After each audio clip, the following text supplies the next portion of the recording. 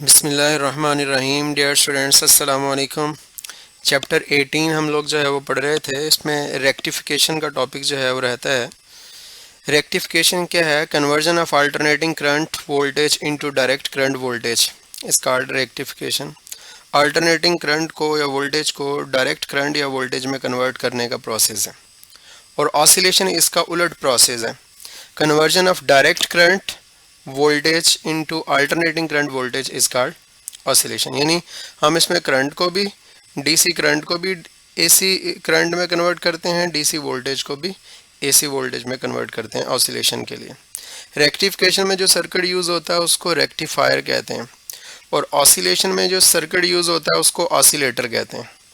अब हमारा बेसिकली जो टॉपिक है वो रेक्टिफायर है, तो यहाँ पर हम इसकी टाइप्स को डिस्कस करेंगे। हाफ वेव रेक्टिफायर और दूसरी इसकी टाइप है full wave rectifier. Half wave rectifier कौन सा होता है? जो पूरी वेव में से आधी वेव को रेक्टिफाई करता है, आधी को ब्लॉक कर देता है। जैसे diode conduct current for only 1/2 cycle of the input AC voltage. और जो फुल वेव रेक्टिफायर होता है, इसमें डायोड जो है वो करंट को कंडक्ट करते हैं both half cycles of the input voltage, दोनों साइकिल्स के लिए, यानी क्रस्ट के लिए भी और ट्रफ के लिए भी दोनों दफ़ा डायोड जो है वो कंडक्ट करते हैं, और दोनों दफ़ा इस रजिस्टर में से करंट फ्लो करता है। अच्छा, जब 0 से T/2 टाइम होता है, इसके यूजेस भी देख लें। ये स्लो चार्जिंग के लिए यूज़ होता है और ये फास्ट चार्जिंग के लिए। तो अब 0 से T/2 टाइम तक, यानी आधा जब क्रस्ट आता है, जब हाफ क्रस्ट आता है, ये सॉरी हाफ साइकिल आता है, पूरा क्रस्ट हाफ साइकिल, तो यहाँ पर पॉजिटिव और यहाँ पर इसकी पोलैरिटी नेगेटिव है। ये पॉजिटिव डायोड के पॉजिटिव टर्मिनल को मिला और ये नेगेटिव डायोड के इधर से नेगेटिव टर्मिनल को मिला। डायोड फॉरवर्ड बाइस हो जाएगा और करंट फ्लो कर जाएगा, और इस रजिस्टर में अपर साइड से लोअर साइड की तरफ करंट फ्लो करेगा, और हमें क्रस्ट के ऊपर यहाँ पर क्रस्ट मिलेगा, सिग्नल मिलेगा आउटपुट के ऊपर। अच्छा, उसके बाद T/2 से T तक, यानी नेक्स्ट हाफ साइकिल के दौरान, इसके दौरान, ट्रफ के दौरान, इधर पोलैरिटी चेंज हो जाएगी। यहाँ पर पॉजिटिव आ जाएगा, नीचे ऊपर नेगेटिव आ जाएगा, क्योंकि एसी वोल्टेज की polarity with regular intervals of time change होती रहती है। अब जब ये नेगेटिव डायोड के पॉजिटिव रीजन को मिलेगा और ये पॉजिटिव डायोड के एन रीजन को मिलेगा, तो ये डायोड रिवर्स बाइस्ड हो जाएगा। रिवर्स बाइस में करंट फ्लो नहीं करता, इसलिए हमने लिखा I = 0, कोई करंट फ्लो नहीं करेगा, और ये सिग्नल जो है यहाँ पर ब्लॉक हो जाएगा। ये ट्रफ हमें यहाँ पर रिसीव नहीं होगा। तो ये क्या करेगा? ये हर क्रस्ट को जाने देगा और हर ट्रफ को क्या करता रहेगा? ब्लॉक करता रहेगा। इसलिए इसको हाफ वेव रेक्टिफायर कहते हैं। फुल वेव रेक्टिफायर जो है, और एक और बात, यहाँ पर हाफ वेव की जितनी फ्रीक्वेंसी है, एसी की फ्रीक्वेंसी भी उतनी होती है। हमने लिखा इनपुट फ्रीक्वेंसी, जितनी इस एसी की फ्रीक्वेंसी फर्ज करें 5 हर्ट्स है, तो इसकी फ्रीक्वेंसी भी 50 हर्ट्स है, तो इसकी भी 50 हर्ट्स होगी। अगर इसकी 60 हर्ट्स है, तो इधर आउटपुट पे भी जो हमारे पास डीसी हासिल हो रहा है उसकी भी 60 होगी। तो इधर ऐसा नहीं है। इधर क्या है? इधर डायोड से है। सर्किट डायग्राम ये है। सर्किट डायग्राम में आपने ये जहन में रखना है कि यहाँ पर डायोड का नेगेटिव रीजन है, इधर भी नेगेटिव रीजन, तो रजिस्टर ये एक तरह के रीजन के दरमियान लगा, और इधर जहाँ पर ये रजिस्टर का दूसरा एंड हमने जोड़ा है, यहाँ पर डायोड का पॉजिटिव रीजन है, और इधर भी डायोड का पॉजिटिव रीजन है। तो यानी मैं कहना ये चाह रहा हूँ कि रजिस्टर को या लोड को हम डायोड्स के एक तरह के एंड्स के दरमियान जोड़ते हैं। यहाँ पर भी एक तरह के एंड्स हैं डायोड्स के, नेगेटिव एंड्स, और इधर भी एक तरह के एंड्स हैं, यानी पॉजिटिव एंड्स पे। और जो वोल्टेज सोर्स है उसको हम डायोड्स के डिफरेंट एंड्स के दरमियान जोड़ते हैं। देखें, वोल्टेज का एक जगह यहाँ पर हमने जोड़ी, तो यहाँ डायोड्स के एंड्स मुख्तलिफ हैं। ये नेगेटिव एंड है और ये वाला पॉजिटिव। और इसी तरह ये वोल्टेज सोर्स को दूसरी तरफ जो हमने जोड़ा है, यहाँ पर भी डायोड्स के जो एंड्स कंबाइन हो रहे हैं वो डिफरेंट हैं। ये नेगेटिव और ये कौन सा है? पॉजिटिव। तो खैर, अब इसमें ये चूंकि दोनों half of the input cycles को जो है वो रेक्टिफाई करता है, इसलिए हम इसको फुल वेव रेक्टिफायर कहते हैं। और फुल वेव रेक्टिफायर में आउटपुट की फ्रीक्वेंसी को इसलिए हम कह देते हैं double of the frequency of input. तो अब इसमें 0 से T/2 तक, फर्ज करें यहाँ पर क्रस्ट आता है ऐसे इनपुट पे, जब यहाँ पे क्रस्ट आएगा इधर ऊपर पॉजिटिव इधर नेगेटिव पोलैरिटी, अब ये पॉजिटिव ये डायोड के इस N साइड को मिलेगा, उसको रिवर्स बाइस कर देगा, ये पॉजिटिव पॉजिटिव को करेगा तो फॉरवर्ड बाइस, फिर करंट इधर आएगा, ये पॉजिटिव इस N को मिलेगा तो रिवर्स बाइस, तो करंट इधर से फ्लो करेगा और ये इधर से आता हुआ यहाँ पर आएगा, और ये चूँकि रिवर्स बाइस हो चुका था इसलिए अब करंट सिर्फ इधर आएगा और इधर से होता हुआ ये इस तरफ चला जाएगा। ये करंट का मैंने जो है वो फ्लो दिखाया है कि 0 से T/2 टाइम में, यानी फर्स्ट हाफ साइकिल के अंदर D1 डायोड और D3 डायोड जो है वो कंडक्ट करेंगे। करंट का ये पाथ रेड कलर की लाइन से जो है वो शो किया गया है, और आप ये ज़रा गौर से देखेंगे कि रेजिस्टर में पहले हाफ जो साइकिल में करंट ऊपर से नीचे की तरफ फ्लो किया है। अच्छा, दूसरे हाफ में देखें, दूसरे हाफ में T/2 से T तक जब ट्रफ इसको मिलता है तो यहाँ पर क्या होगा, यहाँ पर पोलैरिटी चेंज हो जाएगी, इधर पॉजिटिव इधर नेगेटिव। अब पॉजिटिव से आया और ये P साइड इसकी इसको नेगेटिव रीजन को मिली, इसको रिवर्स बाइस करेगा, ये P इस पॉजिटिव रीजन को मिला तो उसको फॉरवर्ड बाइस करेगा, यहाँ से करंट फ्लो करेगा, ये P इसके N को मिलेगा तो रिवर्स बाइस, तो ये डायोड में से करंट इस तरह जाएगा, और ये ग्रीन लाइन जो है उसको आप फॉलो करें, ये पॉजिटिव फिर इस पॉजिटिव को मिलेगा उसको फॉरवर्ड बाइस करेगा। तो नेक्स्ट हाफ साइकिल में कौन कौन से डायोड्स कंडक्ट किए हैं, D2 और D4 ने कंडक्ट किया है, और D1 और D3 जो है वो रिवर्स बाइस्ड हो गए थे, उन्होंने कंडक्ट नहीं किया। ये ज़्यादा डिटेल के अंदर तो आपने जब चैप्टर थॉरली पढ़ा था तो उस वक्त जो है वो पढ़ा था, हम यहाँ पर ऑब्जेक्टिव के पॉइंट्स को डिस्कस कर रहे हैं, इसलिए जस्ट ये बता देता हूँ कि 0 से T/2 के दरमियान टाइम के दौरान D1 और D3 डायोड्स कंडक्ट करेंगे और D2 और D4 रिवर्स बाइस रहेंगे, और T/2 से T तक जो है ये D2 और D4 कंडक्ट करेंगे, D1 और D3 जो है ये रिवर्स बाइस रहेंगे। ये D3 रिवर्स बाइस क्यों होगा, क्योंकि इधर से पॉजिटिव आकर इसके नेगेटिव को मिला तो रिवर्स बाइस, और ये भी इधर से पॉजिटिव आकर इसके नेगेटिव को मिला तो इसको रिवर्स बाइस कर देगा। बाद स्टूडेंट्स ये भी कहते हैं कि जी ये अगर यहाँ पर ये पॉजिटिव इसके नेगेटिव को मिला है तो ये एक चक्कर लगाने के बाद यहाँ पर ये इधर से जब करंट आ रहा है तो ये भी पॉजिटिव इसके पॉजिटिव को मिलता है तो इसको फॉरवर्ड बाइस हो जाना चाहिए। तो ये जो पॉजिटिव मिल रहा है इस N रीजन को वो डायरेक्टली मिल रहा है, ज़्यादा वोल्टेज है, और जो ये इधर रेजिस्टर में से गुजरने के बाद ये जो पॉजिटिव इधर आ रहा है वो वीक है, उसकी वोल्टेज कम हो जाती है, रेजिस्टर की वजह से ड्रॉप हो जाती है। तो इधर वोल्टेज कम है, इधर वोल्टेज ज़्यादा है। डायोड में अगर N साइड पे वोल्टेज ज़्यादा हो और P साइड पे वोल्टेज कम हो तो डायोड रिवर्स बाइस हो जाता है, चाहे दोनों साइड्स पे पॉजिटिव वोल्टेज ही क्यों ना हो, लेकिन कंपैरिजन किया जाता है कि N साइड पे वोल्टेज ज़्यादा P पे कम तो रिवर्स बाइस, और अगर P साइड पे वोल्टेज ज़्यादा N साइड पे वोल्टेज कम तो डायोड फॉरवर्ड बाइस हो जाता है। तो उसके बाद है जी इसके साइकिल्स को, अब इसमें ये क्रस्ट भी जो है वो हमें क्रस्ट के ऊपर क्रस्ट ही मिला है, ट्रफ ब्लॉक हो गया था, हाफ वेव रेक्टिफायर की बात हो रही है, क्रस्ट फिर हमें आउटपुट पे मिला। यहाँ पर फुल वेव रेक्टिफायर में क्या है, क्रस्ट भी मिल रहा है हमें रेक्टिफाई होकर, ट्रफ भी देखें इन्वर्ट होकर यहाँ पर मिल रहा है। तो हमने यहाँ पर लिखा कि इसकी इनपुट और आउटपुट की फ्रीक्वेंसी बराबर है, तो ये मैंने F से शो किया, फ्रीक्वेंसी जो हाफ वेव रेक्टिफायर है उसमें इनपुट और आउटपुट की बराबर रहती है, लेकिन जो फुल वेव रेक्टिफायर है उसमें अगर यहाँ पर एक वेव मिल रही है, ये एक वेव है, तो इसके कोरिस्पॉन्डिंग हमें यहाँ पर दो वेव, इसको एक वेव काउंट करेंगे, यहाँ तक ये एक वेव और यहाँ तक फिर ये दूसरी वेव, तो हमें उतनी देर में दो वेव्स मिल रही हैं, इसलिए फ्रीक्वेंसी इसकी 2f हो जाएगी, डबल हो जाएगी, यानी अगर इसकी फ्रीक्वेंसी 50 हर्ट्ज़ है तो इसकी 100 हो जाएगी, अगर इसकी 60 है तो इसकी 120 हो जाएगी आउटपुट के ऊपर डीसी की। लेकिन प्योर डीसी जो होता है उसकी फ्रीक्वेंसी कितनी होती है, ये मैंने इधर लिखी है, वो 0 होती है। तो ये पल्सेटिंग डीसी है, ये प्योर नहीं है। पल्सेटिंग मीन जो फ्लक्चुएट कर रहा है, जिसकी वैल्यू कम ज़्यादा हो रही है।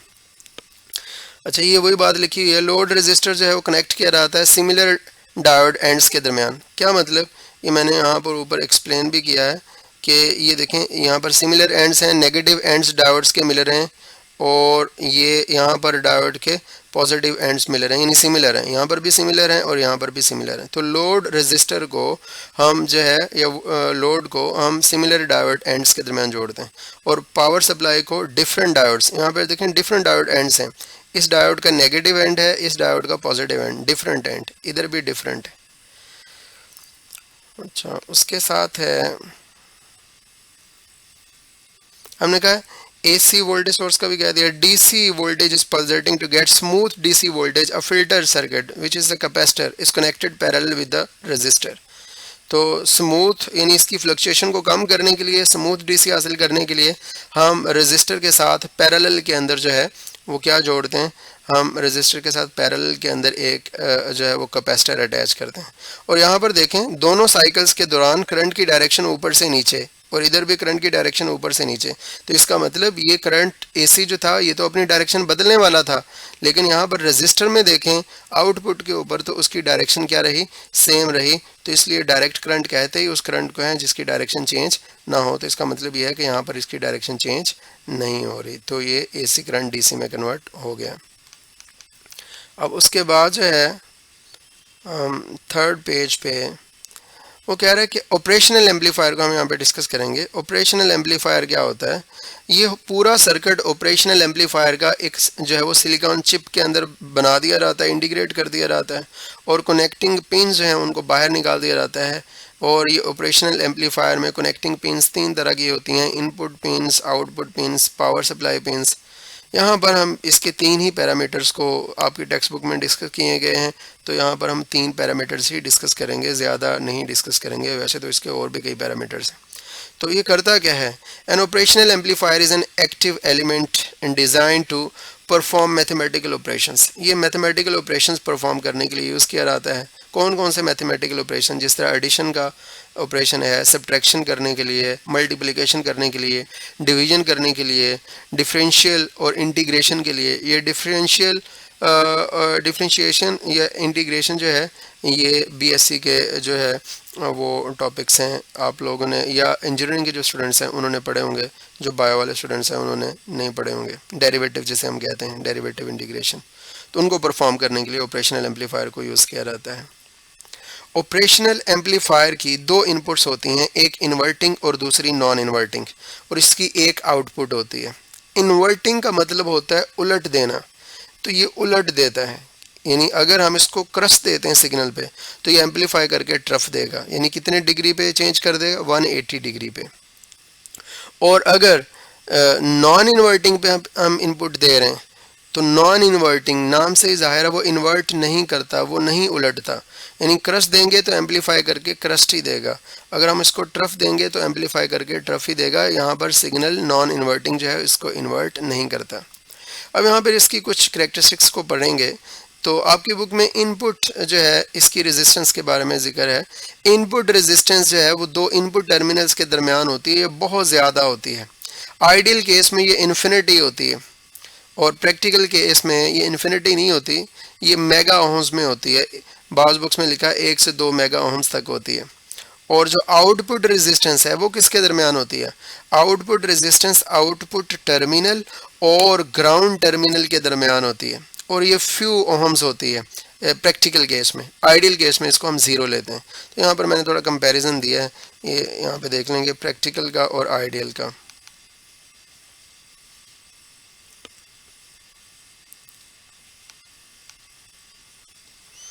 इसको थोड़ा सा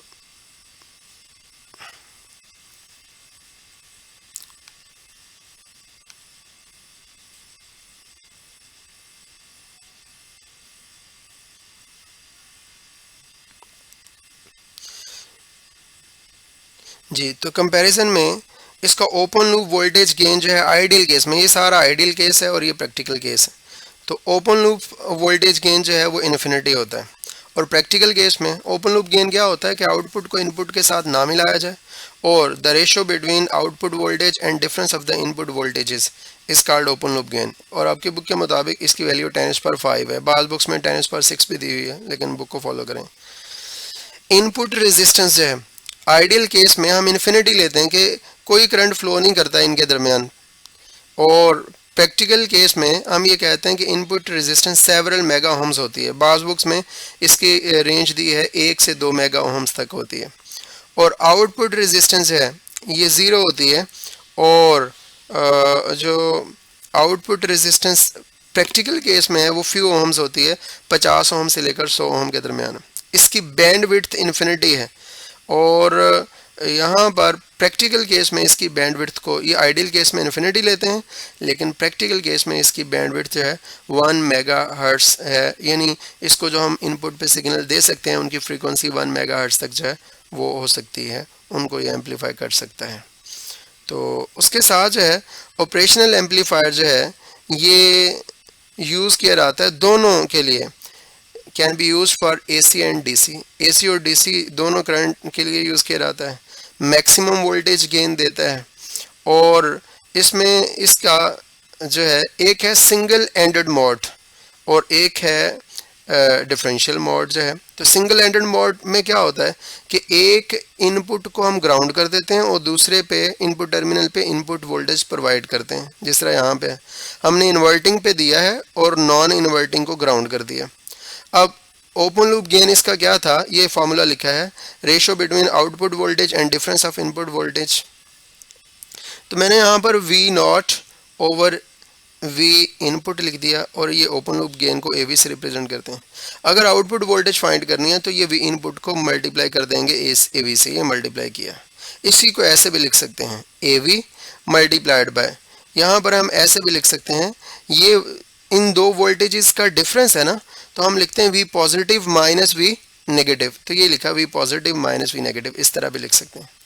अच्छा, ये कौन सा है single mode, single ended mode में यहाँ पर हम जो है वो सिग्नल प्रोवाइड कर रहे हैं नॉन इन्वर्टिंग इनपुट के ऊपर, और इन्वर्टिंग इनपुट को हमने ग्राउंड किया।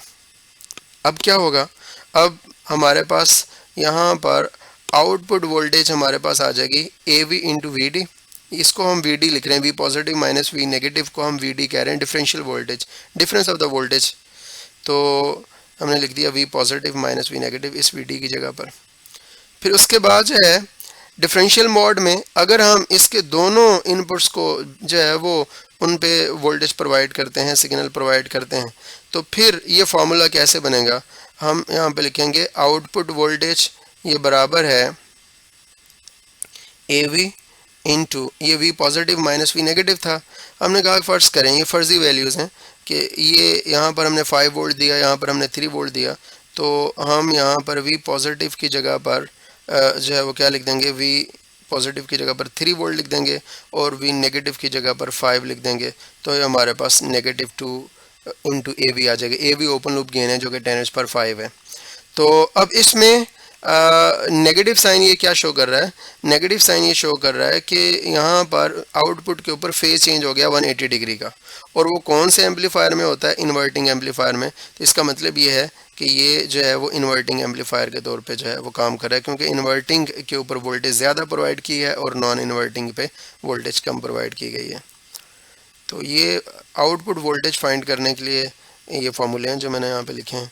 कॉमन मोड जो है उसमें क्या है कि अगर दोनों पे सेम वोल्टेज प्रोवाइड कर दी जाए तो हमारे पास फार्मूला आ जाएगा, ये ओपन लूप गेन वाले फार्मूले से ही है, V0 is equal to AV into V positive minus V negative. दोनों की जगह पर V इनपुट लिख दिया, सेम वोल्टेज है, इनका डिफरेंस लेंगे 0 आ जाएगा, 0 को AV से मल्टीप्लाई करें तो इधर 0 आ जाएगा।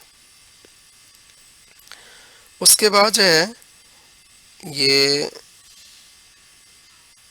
जी इसमें ओपन लूप गेन तो हमने पढ़ लिया, अब क्लोज लूप गेन पढ़ेंगे, इन्वर्टिंग एम्पलीफायर का भी और नॉन इन्वर्टिंग का भी। यहाँ पर कुछ इंपॉर्टेंट पॉइंट्स हैं जो ऑब्जेक्टिव बन सकते हैं।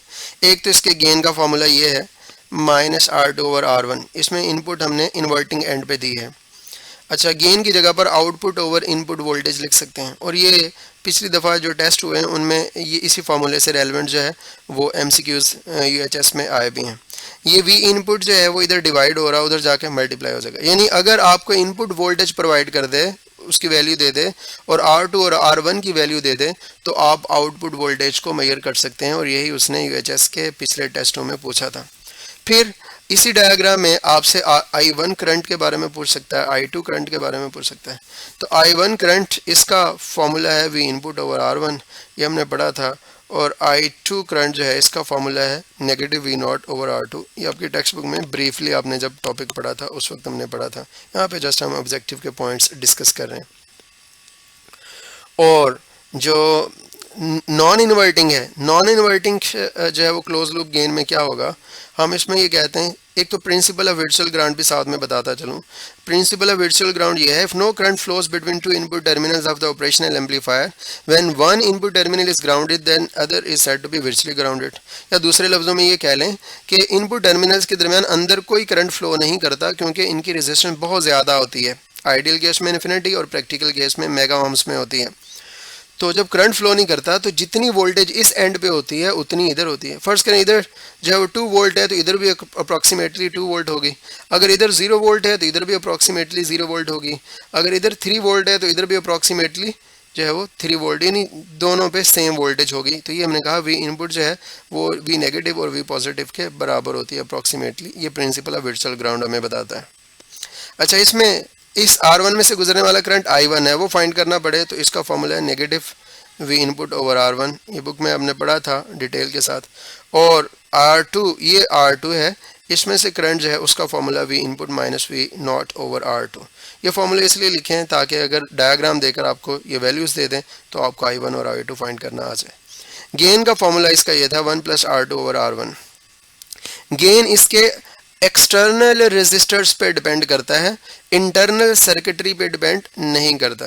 गेन की जगह पर आउटपुट वोल्टेज और इनपुट वोल्टेज लिख सकते हैं। ये भी इनपुट डिवाइड हो रहा है, उधर जाकर मल्टीप्लाई हो जाएगा। तो जितने भी ये फार्मूले लिखे हैं उन सब में हमने यही किया है, आउटपुट वोल्टेज को फाइंड करने की हमने कोशिश की है। तो अगर आपके पास R2, R1 और V इनपुट गिवन है तो आप आउटपुट वोल्टेज को इस फार्मूले के ज़रिए से कैलकुलेट कर सकते हैं और यही अमूमन पूछता है। ये एक एग्जाम्पल है। अब इसमें यहाँ पर आउटपुट को इनपुट के साथ मिलाया है, इन्वर्टिंग एंड के साथ डायरेक्टली वायर के साथ। तो हमने कहा R2 0 है, शॉर्ट सर्किट कर दिया हमने, रेजिस्टर नहीं लगाया। और R1 जो यहाँ पे रेजिस्टर होता था वो है ही नहीं, ओपन कर दिया उसको। तो ओपन सर्किट की रेजिस्टेंस इन्फिनिटी होती है। तो गेन इसका क्या होगा, 1 + R2 ओवर R1 था, R2 की जगह पर 0 लिखा, R1 की जगह पर इन्फिनिटी। तो 0 ओवर इन्फिनिटी 0 ही रहेगा, तो G = 1 आ जाएगा। अब आउटपुट वोल्टेज = इनपुट वोल्टेज है। अगर आप इसको देखें जी, अब output voltage over input voltage ये बराबर है 1 के। V इनपुट इधर डिवाइड हो रहा है, उधर जाकर मल्टीप्लाई हो जाएगा। यानी इस कंडीशन में, इस सर्किट में हम जितना इनपुट देंगे वैसा ही आउटपुट मिलेगा, कोई उसमें एम्पलीफिकेशन नहीं होगी। फिर ऑपरेशनल एम्पलीफायर जो है वो कंपैरेटर के तौर पे कंपैरिजन करता है। अगर हम इसके नेगेटिव और पॉजिटिव दोनों टर्मिनल पे वोल्टेज प्रोवाइड करें तो ये कंपैरिजन करता है। अब ये डीसी वोल्टेज हमने प्रोवाइड किए दोनों पे, अब होगा क्या, ये बात याद रखिएगा। अगर पॉजिटिव टर्मिनल पे वोल्टेज, पॉजिटिव इनपुट पे वोल्टेज ज़्यादा दी, यानी नॉन इन्वर्टिंग इनपुट पे वोल्टेज हमने ज़्यादा दी, तो आउटपुट के ऊपर पॉजिटिव वीसीसी मिलेगी। और अगर नेगेटिव यानी इन्वर्टिंग इनपुट के ऊपर वोल्टेज हमने ज़्यादा दी तो आउटपुट पे नेगेटिव वीसीसी मिलेगी। तो ये जो है वो रियो स्टेट की तरह ये पोटेंशियल डिवाइडर का एक सर्किट है। अगर आप स्लाइडिंग कॉन्डक्ट को इधर नीचे लेकर आएंगे तो ये वी वोल्टेज कम होता जाएगा। तो अगर ऊपर लेके जाएंगे इस स्लाइडिंग कॉन्डक्ट को तो ये वी वोल्टेज बढ़ता जाएगा। यानी ये पोटेंशियल डिवाइडर है, ये वोल्टेज को कम ज़्यादा कर सकते हैं इस सर्किट के ज़रिए से। अब हमने कहा कि अगर ये वी आर वी से बड़ा हो जाए, कैसे बड़ा होगा कि आप इस वी को नीचे लेके आते जाएं तो ये वी कम होता रहेगा। और ये वी आर तो फिक्स है, रेफरेंस वोल्टेज है, ये फिक्स है।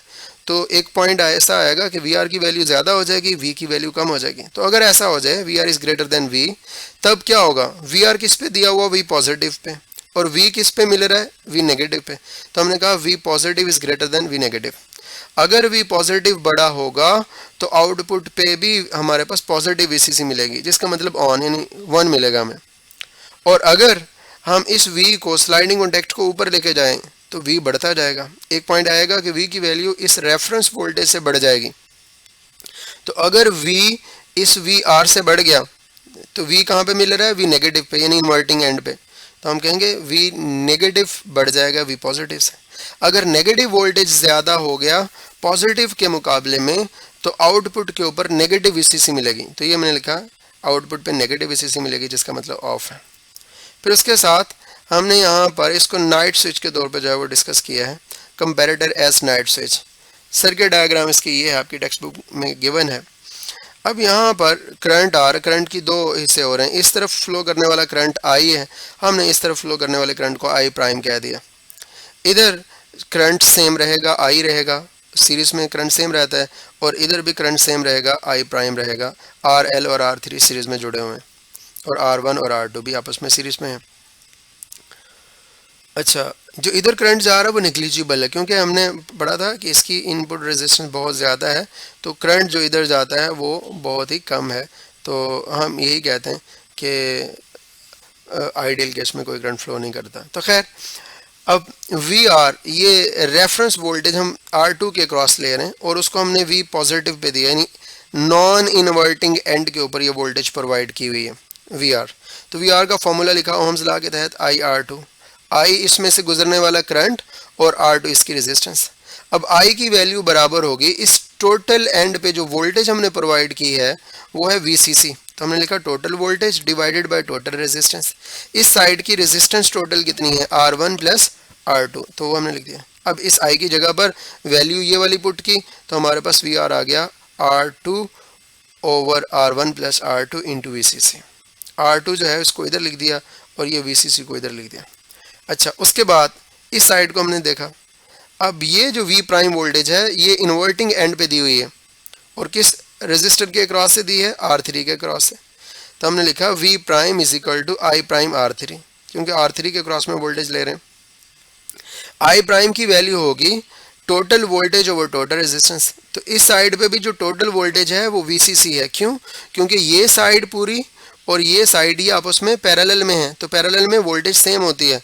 तो इस साइड की वोल्टेज भी VCC है, और इस साइड के ऊपर वोल्टेज भी VCC है। तो हमने कहा VCC total voltage divided by इस साइड की टोटल रेजिस्टेंस RL और R3 को ऐड कर देंगे, उनके सीरीज में लगे हुए हैं। तो हमने लिख दिया RL प्लस R3। अब ये V प्राइम वैसे, इक्वलिटी वैसे, इस I प्राइम की जगह पर VCC over RL plus R3 लिख दिया, और ये R3 वैसे लिख दिया। अब होगा कि ये फॉर्मूले हमारे पास दो ब्लॉक्स में बन गए। दिन के वक्त में क्या होगा, दिन के वक्त में ये RL क्या है, इसको LDR भी कहते हैं, लाइट डिपेंडेंट रेजिस्टेंस। जब रोशनी इसके ऊपर पड़ती है, इसके कोवेलेंट बॉन्ड्स ब्रेक कर जाते हैं, इसमें करंट फ्लो करना शुरू कर देता है रोशनी के पड़ने पे, हम कहते हैं इसकी रेजिस्टेंस कम हो गई। तो दिन के वक्त में LDR की रेजिस्टेंस कम हो जाएगी। जब रेजिस्टेंस कम होगी RL की, तो ये RL और V प्राइम इन्वर्सली हैं, ये कम होगा तो V प्राइम बढ़ जाएगा। तो ये लिखा V प्राइम बढ़ जाएगा। जब V प्राइम बढ़ जाएगा, किससे बढ़ेगा, V प्राइम VR से बढ़ जाएगा, यानी ये वाला वोल्टेज इस वोल्टेज से बढ़ जाएगा VR से। V प्राइम किस पे दिया जा रहा है, इन्वर्टिंग एंड पे। तो इसका मतलब ये है कि V नेगेटिव बढ़ जाएगा V पॉजिटिव पे। तो अगर V negative voltage V positive से ज़्यादा है, तो आउटपुट के ऊपर हमें क्या मिलेगा, नेगेटिव VCC, जिसका मतलब ऑफ। जो भी चीज़ होगी, बल्ब वगैरह, लाइट वगैरह, वो यहाँ पर ऑफ हो जाएगा। रिले सर्किट के ज़रिए से हम उनको ऑपरेट कर रहे होते हैं, और इधर से हम DC दे रहे हैं, और कंट्रोल हम AC को करते हैं रिले सर्किट लगाकर। अच्छा, उसके साथ जो है रात को क्या होगा, रात के वक्त में जब रोशनी LDR पे नहीं पड़ेगी, तो उसके कोवेलेंट बॉन्ड दोबारा स्टेबल हो जाएंगे, और इसमें करंट फ्लो करना रुक जाएगा। इसकी करंट कम हो गया या रुक गया, तो हम कहेंगे कि रेजिस्टेंस बढ़ गई। तो रात के वक्त में RL की रेजिस्टेंस बढ़ जाती है। अगर RL बढ़ेगा तो V प्राइम कम हो जाएगा, इन्वर्सली है। तो V प्राइम कम हो जाएगा, वोल्टेज जो है जो इन्वर्टिंग एंड पे दे रहे हैं हम। तो V प्राइम वोल्टेज कम हो जाएगा, किस वोल्टेज से, VR वोल्टेज से। तो हम लिखेंगे VR is greater then V prime. अगर VR V प्राइम से ज़्यादा हो जाएगा, तो इसका मतलब ये है कि हमारे पास V पॉजिटिव यानी नॉन इन्वर्टिंग एंड पे वोल्टेज ज़्यादा है इन्वर्टिंग के मुकाबले में। अगर पॉजिटिव इनपुट पे वोल्टेज ज़्यादा होगी, तो आउटपुट पे भी पॉजिटिव VCC मिलेगी, जिसका मतलब ऑन है। जो चीज़ है वो इसके ऊपर क्या हो जाएगी, ऑन हो जाएगी। तो स्टूडेंट्स, थोड़ा सा मैंने तेज़ बोला है पॉइंट्स को जो है वो समेटने के लिए। बहरहाल फिर भी अगर कोई क्वेश्चन हो तो आप लोग ज़रूर मुझे जो है वो मैसेज करेंगे, बताएंगे, मैं इंशाल्लाह क्लियरिफाई करने की कोशिश करूँगा। इसका टेस्ट जो है वो इंशाल्लाह आज शाम को या कल इंशाल्लाह आपको जो है वो मिल जाएगा। अल्लाह हाफ़िज़।